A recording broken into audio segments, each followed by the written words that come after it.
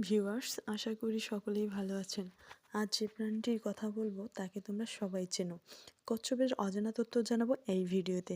অন্যান্য জীবজন্তুর মতোই কচ্ছপ রহস্যময় প্রাণী।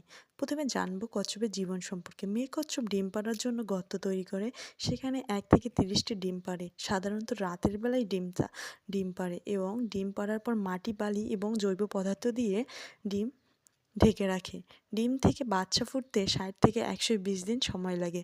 বাচ্চা কচ্ছপ দাঁত দিয়ে ডিম কেটে বের হয়। পুরুষ কচ্ছপের ঘাড় বড় হয়, মেয়ে কচ্ছপের নখ বড় হয়। তৃণভোজী কচ্ছপরা পাতা, ফুল, ফল, কীটপতঙ্গ খেয়ে বেঁচে থাকে। দুঃখের বিষয় হলো কচ্ছপ প্রাণীটি আজ বিপন্নপ্রায়।